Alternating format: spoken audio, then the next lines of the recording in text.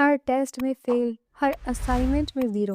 ماشاءاللہ سے آپ کی تعلیمی کارکردگی دیکھ کر تو مجھے رشک آنے لگا ہے۔ آخر کتنے سال اسی ایک کلاس میں گزارنے کا شاندار ارادہ ہے آپ کا؟ کہیں آپ نے اسی کرسی کے ساتھ کوئی تاحیات معاہدہ تو نہیں کر لیا؟ باران کی تنزیہ اور گرجدار آواز نے کلاس روم کے خاموش ماحول میں ارتعاش پیدا کر دیا۔ پوری کلاس کی نظریں اس وقت کٹہرے میں کھڑی مجرم کی طرح سر جھکائے ہبا پر مرکوز تھی۔ باران ہاتھ میں اس کا فیل شدہ ٹیسٹ پیپر پکڑے وائٹ بورڈ کے سامنے کھڑا اسے گھور رہا تھا۔ مجھے تو ڈر ہے مس ہبا، کہیں کچھ عرصے بعد آپ کی جونیئرز آپ کو سینئر اسٹوڈنٹ کے بجائے اس ڈپارٹمنٹ کی کوئی تاریخی عمارت یا پھر کوئی مستقل فرنیچر ہی نہ سمجھنے لگے۔ باران نے ایک اور طنز کا تیر چھوڑا جس پر کلاس میں بیٹھے چند لڑکوں نے اپنی ہنسی دبانے کی ناکام کوشش کی۔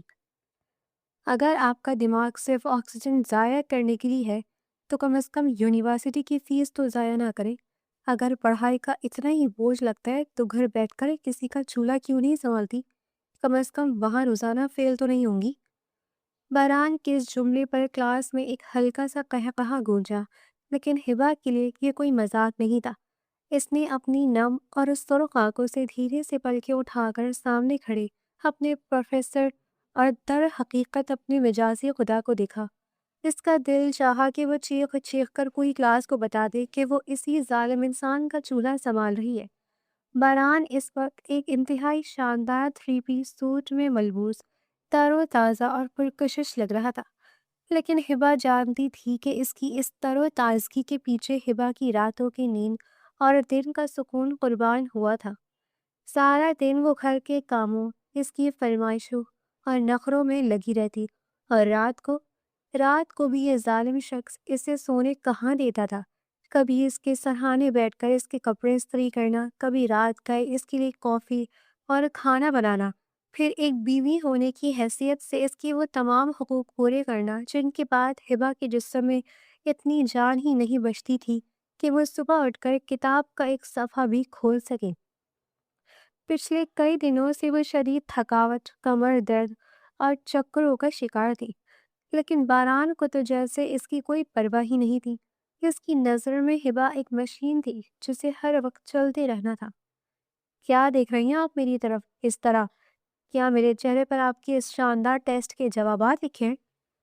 باران نے اس کی کھوئی ہوئی آنسوؤں سے بھری نظروں کو دیکھ کر مزید سختی سے کہا۔ اسے ہبا کا یوں سب کے سامنے اسے بے بسی سے دیکھنا عجیب سی الجھن میں مبتلا کر رہا تھا۔ ہبا نے جلدی سے نظر جھکا لی۔ اس کے حلق میں آنسوؤں کا ایک بڑا سا گولا پھنسا ہوا تھا۔ وہ بمشکل اپنے کانپتے ہونٹوں کو بھیج کر کھڑی تھی۔ چونکہ آپ کو بیٹھ کر پڑھنے کا کوئی شوق نہیں ہے، اس لیے میری کلاس کا اصول ہے کہ جو پڑھے گا نہیں وہ بیٹھے گا بھی نہیں۔ پوری کلاس آپ کھڑے ہو کر اٹینڈ کریں گی، یہ آپ کی سزا ہے۔ باران نے فیصلہ کن انداز میں کہا اور اپنی فائل کھول کر لیکچر دینے لگا۔ ہبا خاموشی سے اپنی جگہ پر کھڑی ہو گئی۔ اس کی ٹانگیں کپ کپا رہی تھی۔ اسے پچھلے کچھ گھنٹوں سے ویسی ہی عجیب سی متلی اور چکر محسوس ہو رہے تھے۔ آج صبح بھی اس نے کچھ نہیں کھایا تھا کیونکہ باران کو ناشتہ دینے اور اس کے جوتے پالش کرنے میں اسے خود اپنے لیے وقت ہی نہیں ملا تھا۔ کلاس کا وقت گزرتا جا رہا تھا۔ باران وائٹ بورڈ پر کچھ ڈائیگرامز بنا رہا تھا اور ساتھ ساتھ سمجھا بھی رہا تھا۔ ہبا کے ماتھے پر پسینے کے ننھے ننھے قطرے چمکنے لگے۔ اسے لگا جیسے کلاس روم کا پنکھا بہت دور سے ہوا دے رہا ہو اور اس کی آواز مدھم ہوتی جا رہی ہے۔ اس کی آنکھوں کے سامنے اندھیرا چھانے لگا۔ اس نے ایک ہاتھ سے ڈیسک کا کونا مضبوطی سے پکڑا تاکہ خود کو گرنے سے بچا سکے، لیکن اس کے جسم کی ساری طاقت جیسے نچڑ چکی ہو۔ اس کے پیٹ کے نچلے حصے میں اچانک ایک شدید جان لیوا درد کی لہر اٹھی۔ اس سے پہلے کہ وہ کچھ بول پاتی یا کسی کو مدد کے لیے پکارتی، اس کی گرفت ڈیسک سے چھوٹ گئی۔ ایک زوردار آواز کے ساتھ ہبا کا وجود زمین بوس ہو گیا۔ پوری کلاس میں ایک دم سناٹا چھا گیا۔ باران جو بورڈ پر کچھ لکھ رہا تھا چونک کر پلٹا۔ اس کی نظر جیسے ہی زمین پر بے سود پڑی ہبا پر پڑی، اس کے ہاتھ سے مارکر چھوٹ کر گر گیا۔ اس کے چہرے کا رنگ ایک سیکنڈ میں سفید پڑ گیا۔ اس کا وہ سارا تنزیہ اور سخت گیر انداز لمحوں میں غائب ہو گیا۔ ہبا! یہ ایک بے اختیار اور دل چیر دینے والی چیخ تھی جو باران کے حلق سے نکلی تھی۔ اس نے یہ بھی نہیں سوچا کہ وہ ایک پروفیسر ہے اور اس کے سامنے اس کے اسٹوڈنٹس بیٹھے ہیں۔ وہ دیوانہ وار بھاگتا ہوا ہبا کے پاس پہنچا اور گھٹنوں کے بل زمین پر گر گیا۔ ہبا! ہبا آنکھیں کھولو، کیا ہوا ہے تمہیں؟ باران نے اس کا سر اپنے بازو پر رکھ کر اس کے پیلے پڑتے چہرے کو تھپتھپایا۔ ہبا کا چہرہ برف کی طرح ٹھنڈا ہو رہا تھا اور اس کے ماتھے پر پسینہ تھا۔ پوری کلاس اپنی جگہوں سے کھڑی ہو گئی تھی۔ سب اسٹوڈنٹس حیرت، صدمے اور کچھ الجھن سے یہ سارا منظر دیکھ رہے تھے۔ سربراہ جو ہمیشہ ایک سخت اور روکھے مزاج کے انسان مانے جاتے تھے، وہ ایک عام سی اسٹوڈنٹ کے لیے یوں پاگل کیوں ہو رہے تھے؟ کسی کو کچھ سمجھ نہیں آ رہا تھا، کیونکہ یونیورسٹی میں کسی ایک شخص کو بھی ان دونوں کے نکاح کے بارے میں علم نہیں تھا۔ سر، ہم پانی لاتے ہیں، آگے بیٹھی ایک لڑکی نے گھبرا کر کہا۔ نہیں، راستہ چھوڑو، سب پیچھے ہٹو، باران نے انتہائی غصے اور وحشت سے چیختے ہوئے کہا۔ اس کی آواز میں ایک ایسا خوف تھا جس نے سب کو خوفزدہ کر دیا۔ اس نے ایک لمحے کی بھی تاخیر کیے بغیر ہبا کے بے جان وجود کو اپنے مضبوط بازو میں اٹھا لیا۔ ہبا کا سر باران کے سینے پر ڈھلک گیا تھا۔ باران نے اسے یوں سینے سے لگایا جیسے کوئی اپنی سب سے قیمتی متاع کو چھپاتا ہے، اور تیزی سے کلاس روم کے دروازے کی طرف بھاگا۔ اسٹوڈنٹس جلدی سے پیچھے ہٹ گئے، انہیں یقین ہی نہیں آ رہا تھا کہ وہ کیا دیکھ رہے ہیں۔ راہداریوں میں چلتے ہوئے اسٹوڈنٹس اور دیگر پروفیسرز بھی یہ منظر دیکھ کر حیران رہ گئے کہ سربراہ ایک لڑکی کو گود میں اٹھائے پاگلوں کی طرف مین گیٹ کی طرف بھاگ رہے تھے۔ میری گاڑی کا دروازہ کھولو، جلدی کرو، باران نے پارکنگ میں کھڑے گارڈ پر چیختے ہوئے کہا۔ گارڈ نے گھبرا کر گاڑی کا پچھلا دروازہ کھولا۔ باران نے ہبا کو انتہائی احتیاط سے پچھلی سیٹ پر لٹایا اور خود ڈرائیونگ سیٹ پر بیٹھ کر گاڑی کو ایک جھٹکے سے آگے بڑھایا۔ راستے بھر باران بار بار مڑ کر ہبا کو دیکھتا رہا۔ اس کا دل کسی ہتھوڑی کی طرح پسلیوں سے ٹکرا رہا تھا۔ پلیز ہبا، کچھ مت ہونے دینا خود کو، میں مر جاؤں گا ہبا۔ باران کی آنکھوں میں آنسو تیرنے لگے تھے۔ وہ جو تھوڑی دیر پہلے اس کے کھلے عام بے عزتی کر رہا تھا، اب اس کی ایک سانس کے لیے اپنی جان تک دینے کو تیار تھا۔ اسے اب احساس ہو رہا تھا کہ ہبا صبح سے ہی بجھی بجھی اور تھکی ہوئی تھی۔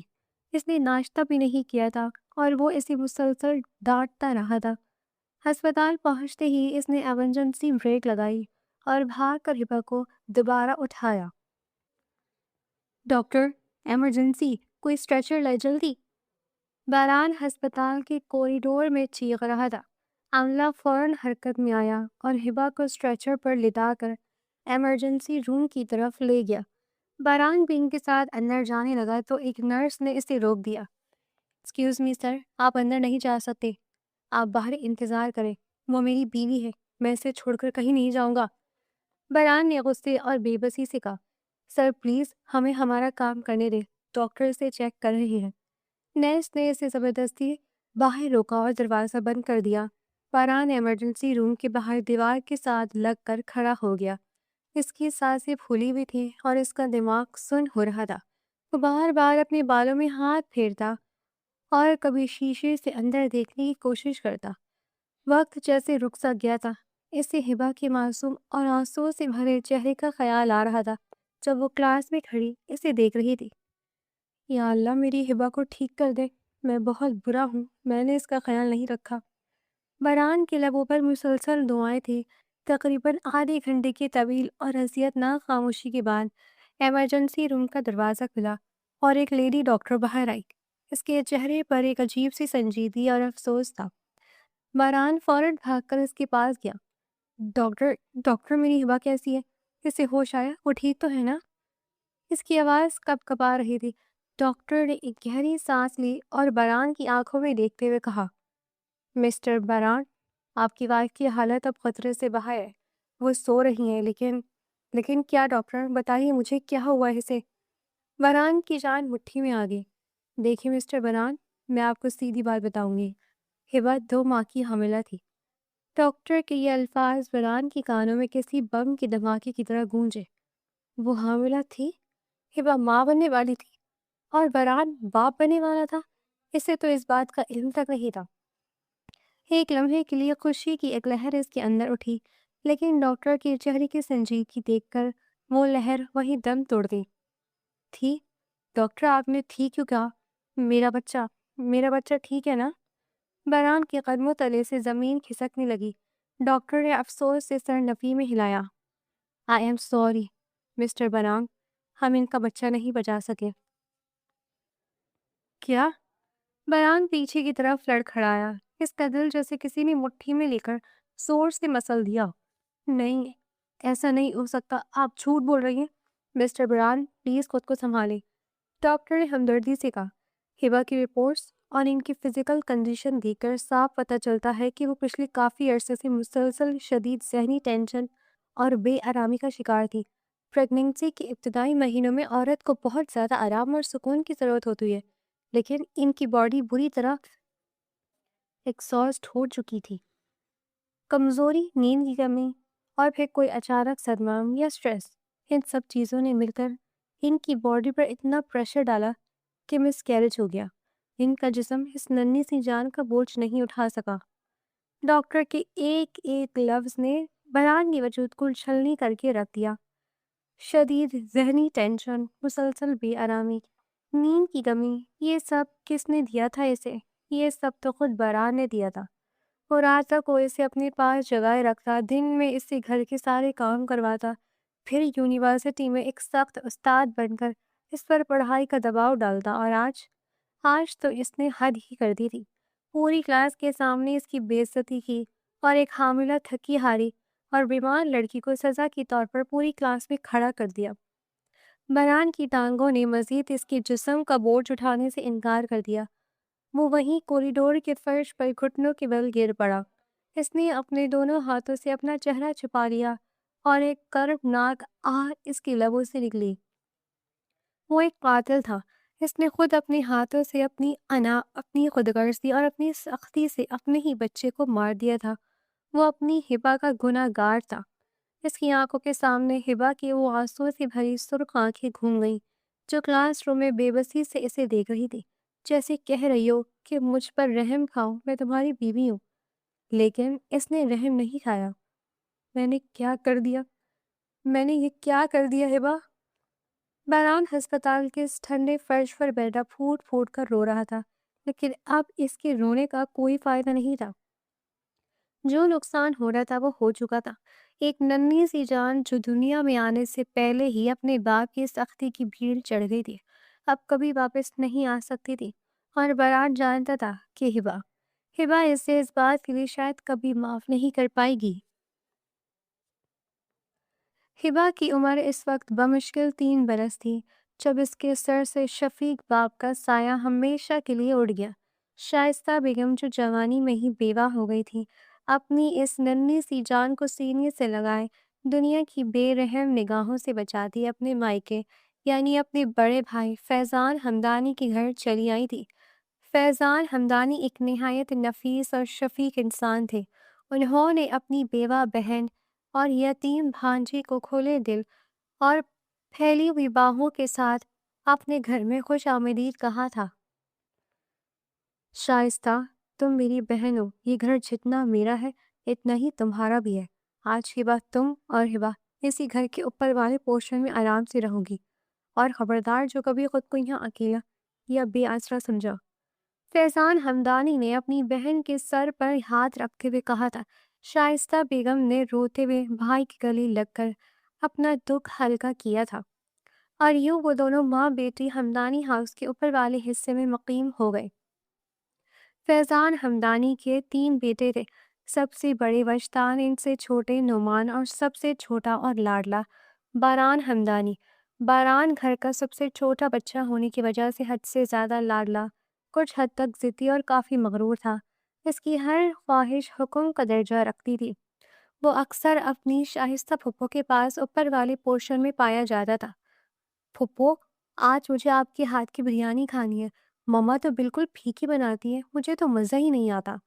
بران روب سے صوفے پر ٹانگ رکھ کر بیٹھتا اور فرمائش کرتا، ارے میرا بچہ ابھی بناتی ہوں، تم بس حکم کیا کرو اپنی پھپھو کو۔ شائستہ بیگم اپنے اکلوتے اور لاڈلے بھتیجے کی فرمائش پوری کرنے کے لیے فوراً کچن میں لگ جاتی۔ ایسے میں ننھی ہبا اپنی ماں کی قمیص کا پلو پکڑ کے ڈرتی ڈرتی کچن کے دروازے سے باران کو دیکھتی رہتی۔ ہمدانی ہاؤس میں ہبا ہی واحد بچی تھی جو باران سے چھوٹی تھی، اسی لیے باران کو اس پر اپنا روب جھاڑنے اور حکمرانی کرنے کا بچپن سے ہی بہت شوق تھا۔ اوئے چویا، ادھر آؤ، باران اچانک اسے گھور کر کہتا تو ہبا ڈر کر اپنی ماں کے پیچھے چھپنے کی کوشش کرتی۔ میں چویا نہیں ہوں، وہ تتلا کر بمشکل کہتی۔ زبان لڑاتی ہے مجھ سے؟ ادھر آ کر میرے جوتے صاف کرو، ورنہ ابھی پھپھو کو بتاتا ہوں کہ تم نے میری بات نہیں مانی۔ بہرحال اسے آنکھیں نکال کر ڈراتا، ہبا سہم کر ڈرتی ہوئی چھوٹے چھوٹے قدم اٹھاتی آگے آتی اور اس کے جوتے پالش کرتی۔ اس کا یوں ڈرنا، سہم جانا اور بڑی بڑی معصوم آنکھوں سے خوفزدہ ہو کر دیکھنا بہرحال کو ایک عجیب سا مزہ دیتا تھا۔ وہ اسے ڈرانے اور دھمکانے کے لیے مزید روب ڈالتا اور دلی دل میں اس کی اس معصومیت اور خوفزدہ روپ کو دیکھ کر خوش ہوتا۔ اسے ہبا پر اپنی یہ حاکمیت بہت پسند تھی۔ وقت پر لگا کر اٹھتا رہا، بچپن کی وہ دھول بھری یادیں جوانی کی دہلیز پر آ کر ٹھہر گئی۔ ہبا تعلیمی مدراج طے کرتے ہوئے اب کالج کے فرسٹ ایئر میں پہنچ چکی تھی، جبکہ باران یونیورسٹی کا اسٹوڈنٹ تھا۔ چونکہ ہمدانی ہاؤس میں باران ہی وہ واحد شخص تھا جو روزانہ اسی روٹ پر یونیورسٹی جاتا تھا، اس لیے فیضان ہمدانی نے ہبا کو کالج ڈراپ کرنے کی ذمہ داری باران کی لگا دی تھی۔ جلدی بیٹھو ہبا، تمہارے تیار ہونے کے چکروں میں روز لیٹ ہو جاتا ہوں، میرے پاس فالتو ٹائم نہیں ہے۔ باران گاڑی کا ہارن بجاتے ہوئے غصے سے چلاتا۔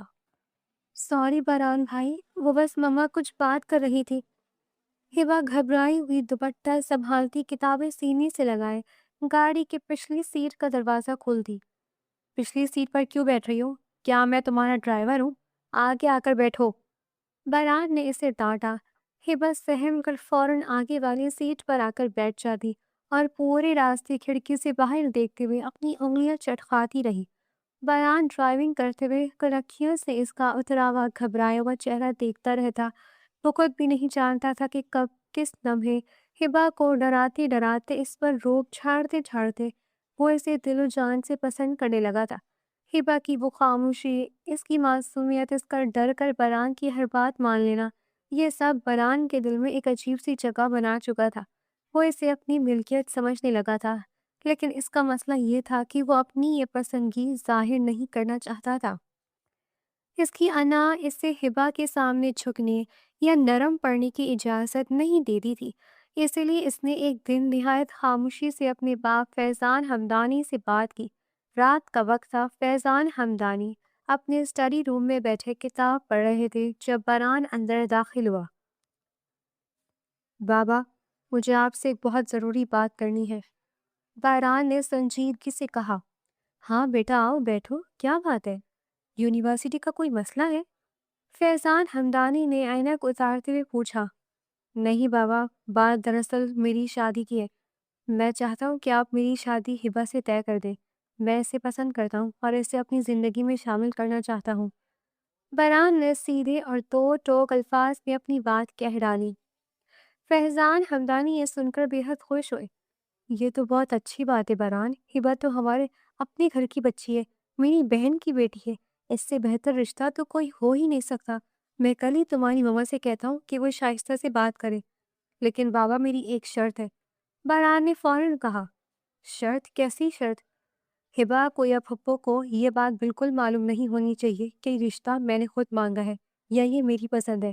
آپ اور ماما ان سے ہبا جا کر اس طرح بات کریں گے جیسے یہ آپ دونوں کا فیصلہ ہے، اور آپ کو ہبا میرے لیے پسند ہے، میرا نام اس میں کسی صورت نہیں آنا چاہیے۔ باران نے ایک حکم کے انداز میں کہا۔ وہ نہیں چاہتا تھا کہ ہبا یہ سمجھے کہ باران اس کا دیوانہ ہے یا وہ اس کے سامنے کمزور پڑ گیا ہے۔ فیضان ہمدانی مسکرا دیے، وہ اپنے بیٹے کی انا پرستی اور مزاج سے بخوبی واقف تھے۔ انہوں نے حامی بھر لی۔ اگلے ہی دن فیضان ہمدانی اور ان کی بیگم رابعہ نے شائستہ بیگم سے ہبا کے رشتے کی بات کی۔ شائستہ بیگم کے لیے تو جیسے آسمان سے خوشیوں کی برسات ہو گئی تھی۔ ان کا اپنا لاڈلا بھتیجا جو شکل و صورت تعلیم اور رتبے میں کسی شہزادے سے کم نہیں تھا۔ ان کی بیٹی کا ہاتھ مانگ رہا تھا۔ انہوں نے سوچے سمجھے بغیر فوراً ہاں کر دی۔ دونوں طرف سے ہاں ہوتے ہی منگنی کی ایک شاندار تقریب کی تیاریاں شروع ہو گئی۔ گھر میں خوشیوں کا سما تھا، لیکن اس سب کے درمیان اگر کوئی خاموش اور اداس تھا تو وہ ہبا تھی۔ منگنی سے 2 دن پہلے کی بات تھی۔ بران کسی کام سے اوپر والے پورشن میں پھپھو کی طرف جا رہا تھا کہ ہبا کے کمرے کے باہر ٹھہر گیا۔ دروازہ ہلکا سا کھلا تھا اور اندر سے ہبا کے رونے کی آوازیں آ رہی تھی۔ مما پلیز، میں آپ کے آگے ہاتھ جوڑتی ہوں، میرے ساتھ یہ زیادتی مت کرے، میں بران بھائی سے شادی نہیں کر سکتی۔ ہبا کی اس سسکیوں بھری آواز نے بران کے قدم وہیں جکڑ لیے۔ کیا بکواس کری ہو تم ہبا؟ تمہارا دماغ تو خراب نہیں ہو گیا؟ بران جیسا لڑکا تمہیں پورے شہر میں نہیں مل سکتا۔ کھاتا پیتا گھر آ رہا ہے، میرا اپنا بھائی ہے۔ بران میرا اپنا بھتیجا ہے۔ اس سے بہتر جگہ تمہارے لیے اور کیا ہوگی؟ شائستہ بیگم غصے سے اپنی بیٹی کو ڈانٹ رہی تھی۔ لیکن مما، آپ جانتی تو ہیں وہ کیسے انسان ہے۔ وہ کتنے غصے والے، کتنے مغرور اور تکبر سے بھرے ہوئے ہیں۔ وہ ہر وقت مجھ پر روم جھاڑتے، مجھے بات بات پر ڈانٹتے ہیں، میری بے عزتی کرتے ہیں۔ میں ان سے بہت ڈرتی ہوں ماما۔ میں ان کے ساتھ ایک چھت کے نیچے ان کی بیوی بن کر نہیں رہ سکتی۔ میرا تو دم گھٹ جائے گا ان کے ساتھ۔ ہبا روتے ہوئے اپنی ماں کی منتیں کر رہی تھی۔ باہر کھڑے بران کے جبڑے تن گئے، اس کی مٹھیاں بھنج گئی۔ ہبا کے الفاظ اس کی انا پر سیدھی چوٹ تھے۔ وہ اسے ایک ظالم انسان سمجھتی تھی۔ چپ کر جاؤ بالکل، مردوں کا مزاج ایسا ہی ہوتا ہے۔ وہ تم سے پیار کرتے ہیں، تبھی تو اس کے ماں باپ نے تمہارا ہاتھ مانگے۔ شادی کے بعد سب ٹھیک ہو جائے گا، اور ویسے بھی میں بھائی جان کو دبا دے چکی ہوں۔ اب اس گھر سے تمہاری ڈولی ہی اٹھے گی، ورنہ میرا مرا ہوا منہ دیکھو گی۔ شائستہ بیگم نے اپنا آخری فیصلہ سنایا اور غصے سے پاؤں پٹکتی تھی کمرے سے باہر نکل گئی۔ بران جلدی سے دیوار کے پیچھے چھپ گیا۔ اس کا دل غصے سے کھول رہا تھا، لیکن ساتھ ہی ایک عجیب سی شیطانی خوشی بھی اسے محسوس ہو رہی تھی۔ تم مجھ سے ڈرتی ہو نا ہبا؟ تو اب تمہیں ساری زندگی مجھ سے ڈر کر میری ہی بن کر رہنا پڑے گا۔ میں تمہیں دکھاؤں گا کہ روب جھاڑنا کسے کہتے ہیں۔ اس نے دل ہی دل میں عہد کیا اور وہاں سے مسکراتا ہوا نیچے اتر گیا۔ اور پھر وہ دن آ گیا جب ہمدانی ہاؤس کے لان میں منگنی کی ایک نہایت شاندار تقریب منعقد کی گئی۔ روشنیوں، پھولوں اور قہقہوں کے درمیان ہبا کسی سہمے ہوئے ہرن کی طرح بیٹھی تھی۔ اس نے ہلکی گلابی رنگ کا بھاری جوڑا پہن رکھا تھا، لیکن اس کا چہرہ زرد اور آنکھیں سوجی ہوئی تھی۔ وہ مسلسل نظریں جھکائے بیٹھی تھی اور اس کے ہاتھ کانپ رہے تھے۔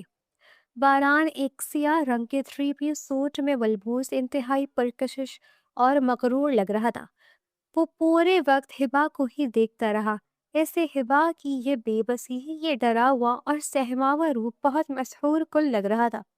وہ جانتا تھا کہ ہبا اندر سے کتنی ٹوٹی ہوئی ہے، اور وہ یہ بھی جانتا تھا کہ اس نے اپنی ماں سے کیا کہا تھا، لیکن پھر بھی وہ اس کی مرضی کے خلاف اس پر مسلط ہو رہا تھا۔ چلو برام بیٹا، اب ہبا کو انگوٹھی پہناؤ۔ رابعہ بیگم نے خوشی سے ہیرو کی چمکتی ہوئی انگوٹھی اپنے بیٹے کی طرف بڑھائی۔ باران نے انگوٹھی پکڑی اور ہبا کے قریب ہوا۔ ہبا کا دل اتنے زور سے دھڑک رہا تھا کہ اسے لگ رہا تھا جیسے سب کو اس کی آواز سنائی دے رہی ہو۔ اپنا ہاتھ آگے کریں ہبا، باران نے سرد اور گہری آواز میں کہا۔ ہبا نے ڈرتے ڈرتے کانپتا ہوا ہاتھ آگے بڑھایا۔ باران نے اس کو نرم و نازک اور برف جیسے ٹھنڈے ہاتھ کو اپنے مضبوط اور گرم ہاتھ میں سختی سے تھام لیا۔ ہبا نے اس کی اس اچانک اور سخت گرفت پر ایک لمحے کے لیے نظریں اٹھا کر باران کو دیکھا۔ باران کی آنکھوں میں ایک فاتحانہ چمک، ایک عجیب سا تکبر اور ایک چھپا ہوا جنون تھا۔ اس نے ہبا کی آنکھوں میں آنکھیں ڈال کر اس کی کانپتی ہوئی انگلی میں وہ ہیرے کی انگوٹھی پہنا دی، گویا اس کے ہاتھ میں اپنے نام کی ہتھکڑی ڈال دی ہو۔ تصویر بننے لگی، تالیاں بجنے لگی۔ شائستہ بیگم خوشی سے رو رہی تھی، لیکن ہبا کو محسوس ہو رہا تھا جیسے کسی نے اس کی گردن کے گرد ایک رسی باندھ دی ہو، اور اس رسی کا دوسرا سرا بران ہمدانی کے ہاتھ میں ہو، ایک ایسا سرا جسے وہ جب چاہے کھینچ کر اس کا دم گھونٹ سکتا تھا۔ منگنی کے ٹھیک 1 سال بعد شادی کی تاریخ طے کر دی گئی۔ اس 1 سال میں بہت کچھ بدل گیا تھا۔ مگر باران ہمدانی کا وہ جابرانہ رویہ نہیں بدلا تھا۔ باران نے اپنی یونیورسٹی کی ڈگری مکمل کرتے ہی اسی یونیورسٹی میں بطور لیکچرار جوائن کر دیا تھا۔ اس کی ذہانت اور رودار شخصیت کی وجہ سے اسے جلدی مستقل کر دیا گیا، اور قدرت کا کھیل دیکھیے کہ اسے جس کلاس کا چارج ملا، ہبا اسی کی طالبہ تھی۔ یونیورسٹی کی راہداریوں میں وہ ایک سخت گیر پروفیسر تھا اور ہبا ایک سہمی ہوئی اسٹوڈنٹ۔ کسی کو کانو کان خبر نہ تھی کہ ان کا نکاح ہو چکا ہے۔ شادی کی رات جب ہبا سرخ جوڑے میں ملبوس کانپتے ہاتھوں کے ساتھ بیڈ پر بیٹھی تھی، اسے امید تھی کہ شاید آج باران کا لہجہ بدلے گا، شاید آج وہ اسے ایک بیوی کا مان دے گا۔ مگر باران نے کمرے میں داخل ہوتے ہی سرد مہری سے اسے دیکھا۔ یہ بھاری جوڑا اتارو اور میرے لیے کافی بنا کر لاؤ، اور ہاں، کل صبح میرا پہلا لیکچر تمہاری ہی کلاس میں ہے۔ یاد رکھنا کہ وہاں تم میری بیوی نہیں، صرف ایک نکمی اسٹوڈنٹ ہو۔ اگر ذرا بھی لاپرواہی کی تو مجھ سے برا کوئی نہیں ہوگا۔ باران نے شیروانی کے بٹن کھولتے ہوئے اسے حکم دیا۔ ہبا کی آنکھوں سے ایک آنسو ٹوٹ کر اس کے ہاتھ پر گرا۔ جی جی باران بھائی۔ باران بھائی نہیں، اب میں تمہارا شوہر ہوں، لیکن فی الحال تمہارا پروفیسر ہوں۔ جاؤ، اب کھڑی کیا دیکھ رہی ہو؟ وہ دھاڑا اور ہبا سہم کر کچن کی طرف بھاگ گئی۔ شادی کے بعد ہبا کی زندگی ایک ایسی مشین بن گئی جس کا کوئی سوئچ آف بٹن نہیں تھا۔ صبح 5 بجے اٹھ کر باران کا ناشتہ تیار کرنا، اس کے کپڑے استری کرنا، جوتے پالش کرنا، اور پھر اس کے ساتھ ہی گاڑی میں بیٹھ کر یونیورسٹی جانا۔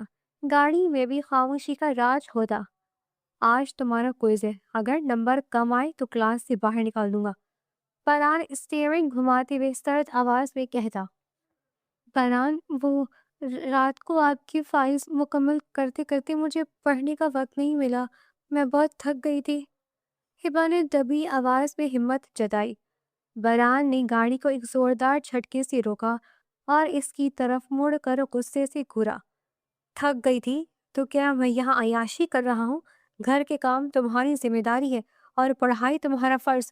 مجھے تمہارے بہانے نہیں، رزلٹ چاہیے۔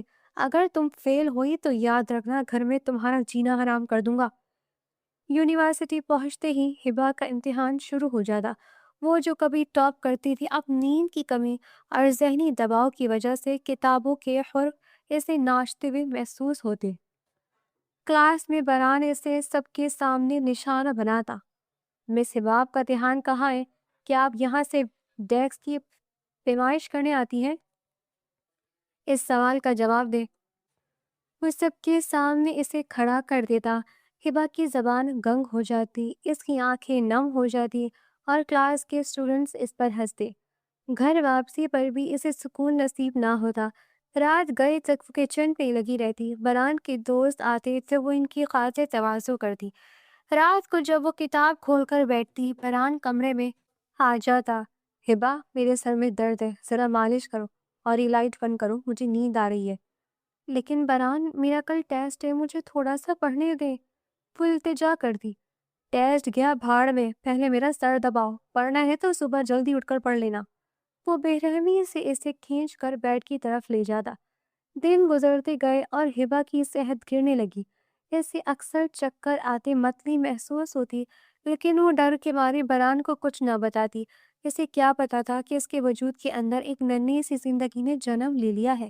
وہ خوش تھی کہ شاید اب باران کا دل پگھلے گا، لیکن باران کا رویہ مزید تلخ ہوتا گیا۔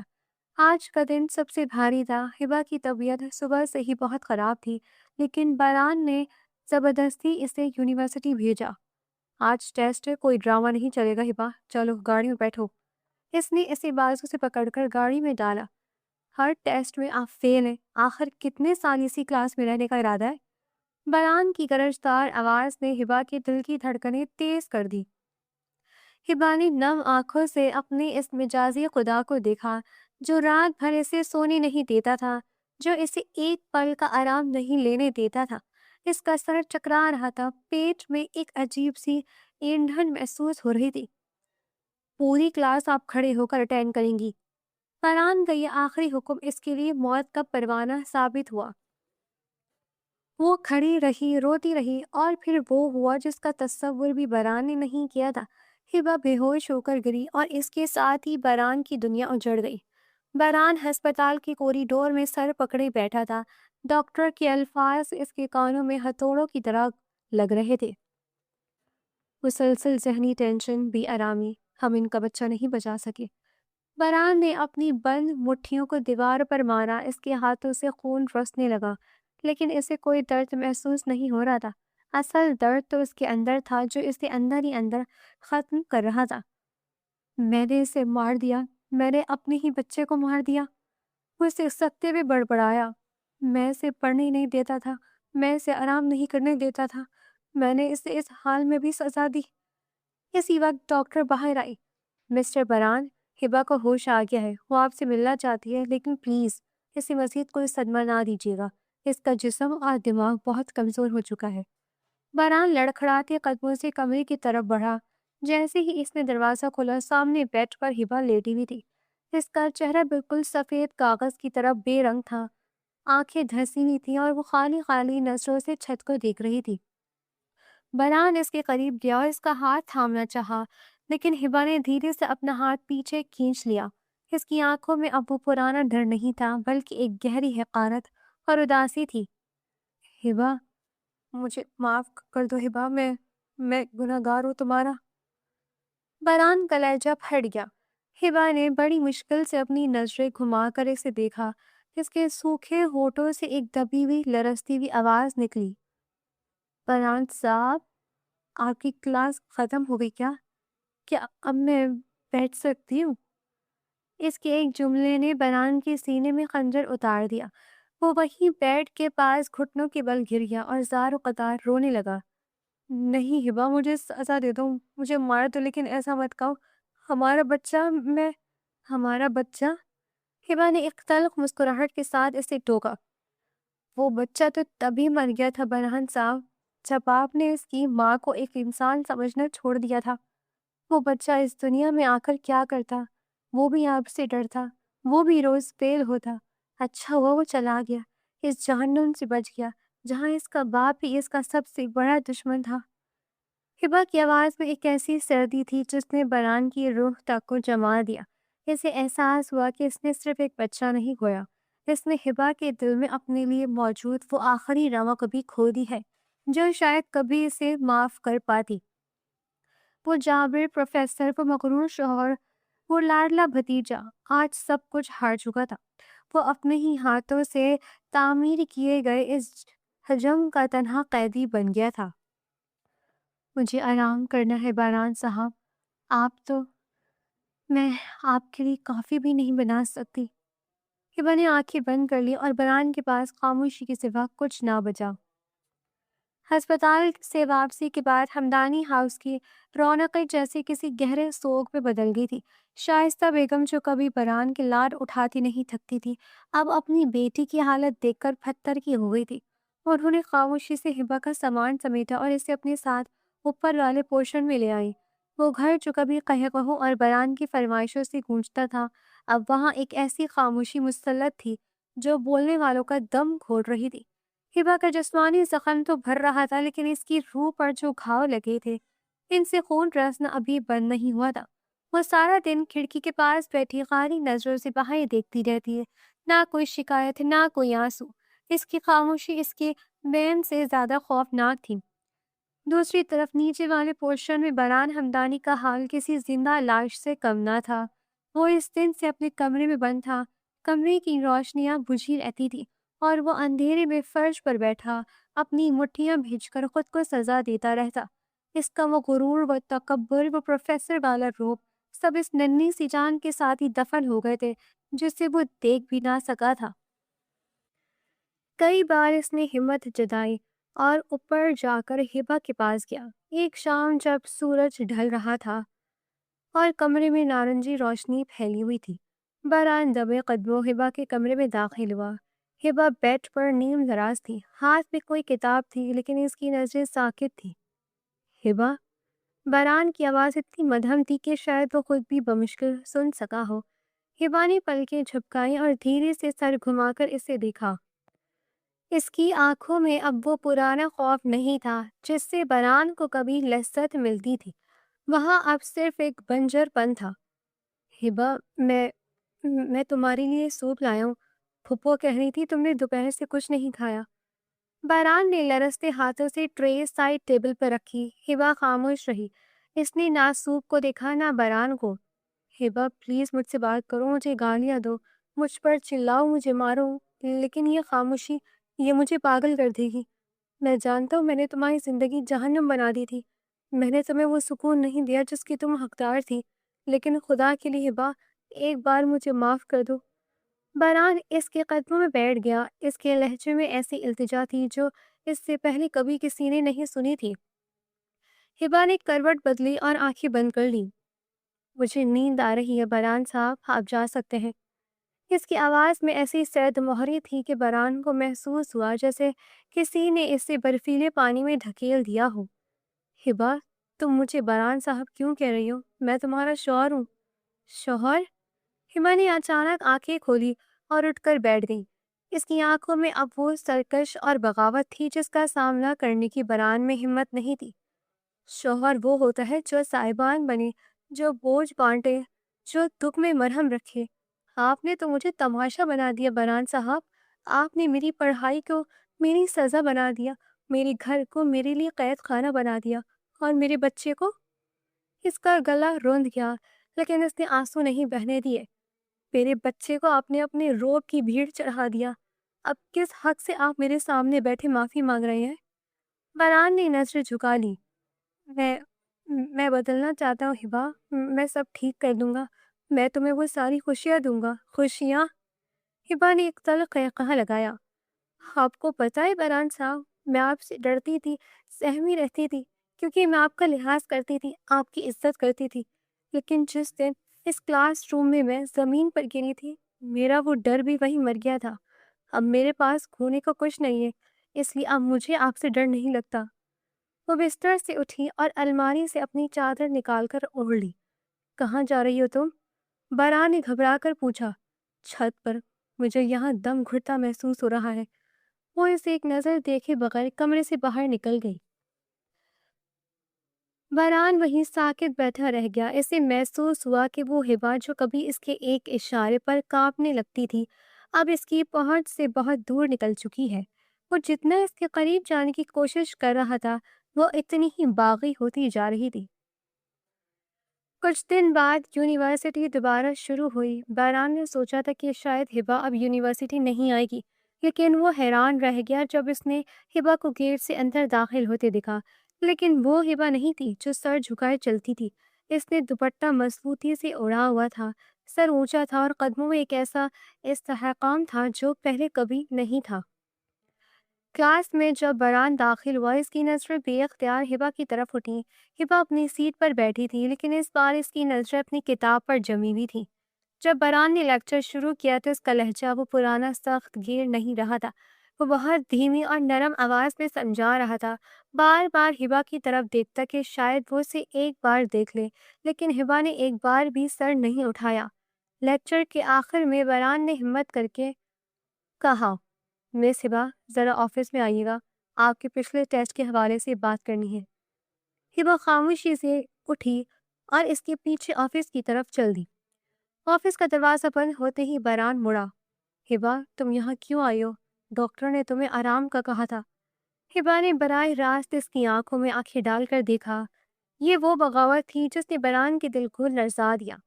میں یہاں پڑھنے آئی ہوں باران صاحب، وہی پڑھائی جس میں آپ نے مجھے فیل کیا تھا۔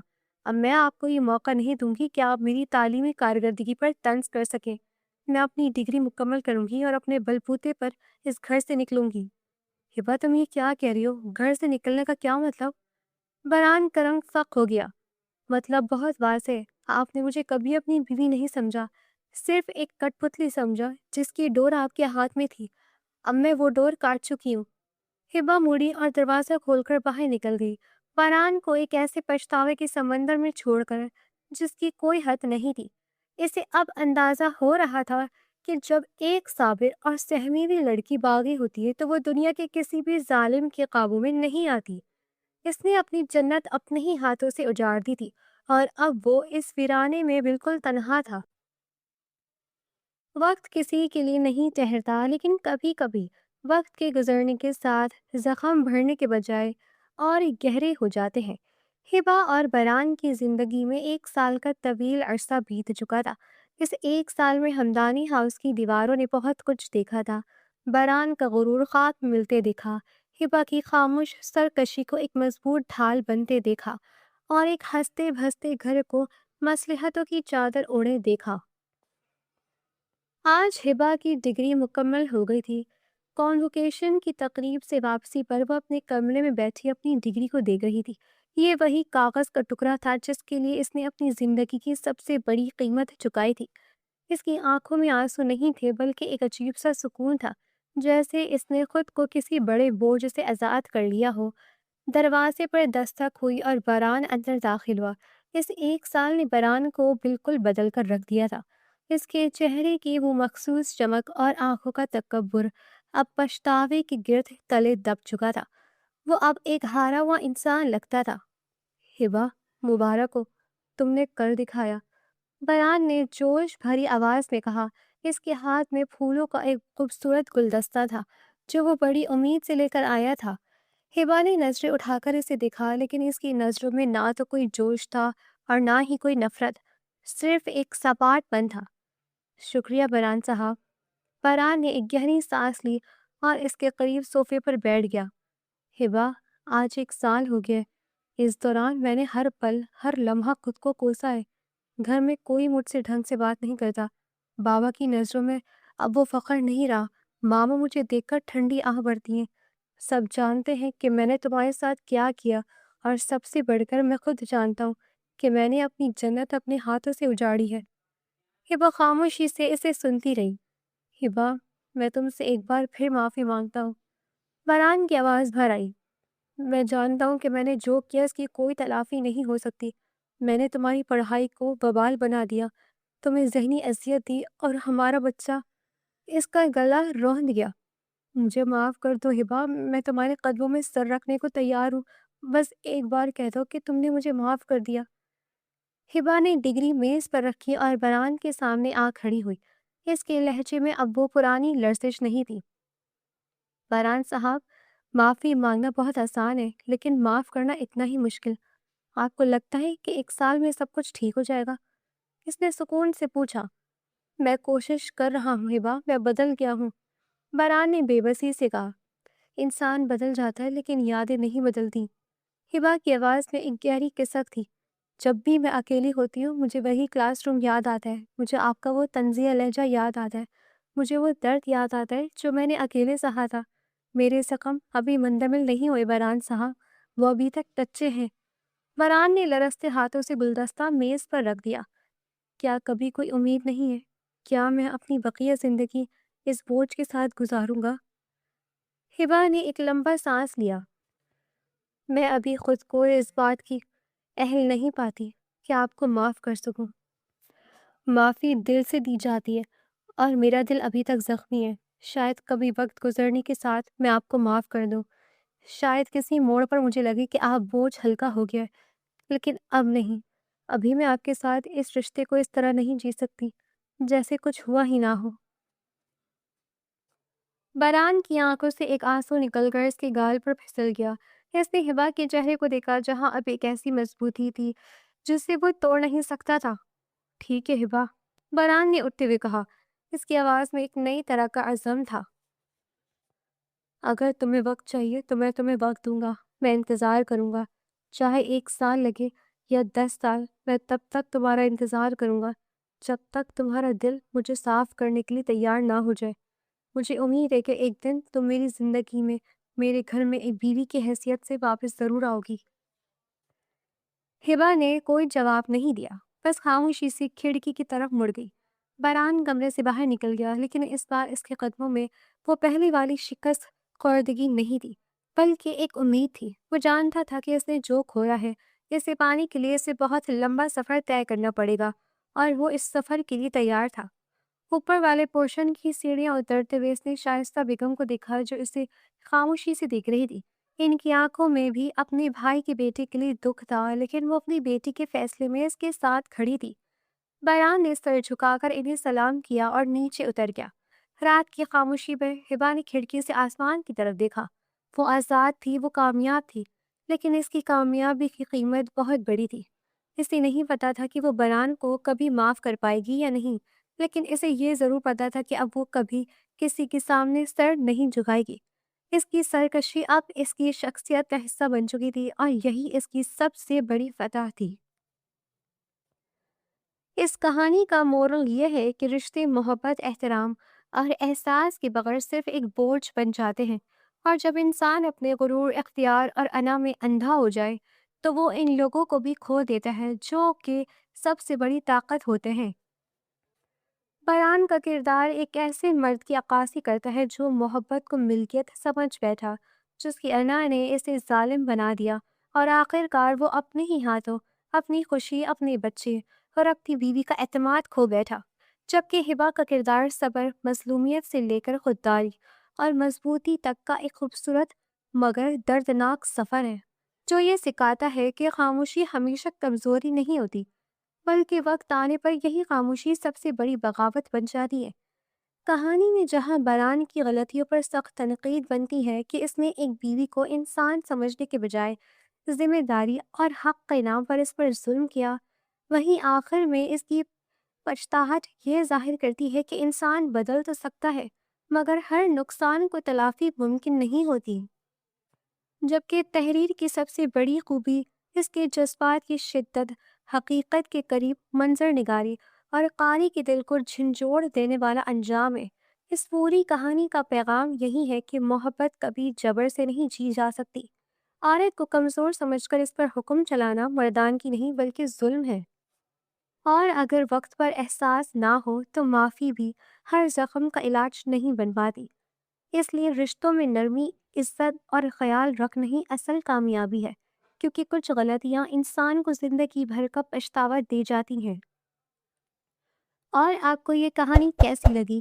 پڑھ کر اپنی رائے کا اظہار کیجیے گا اور چینل کو سبسکرائب کریں۔ شکریہ۔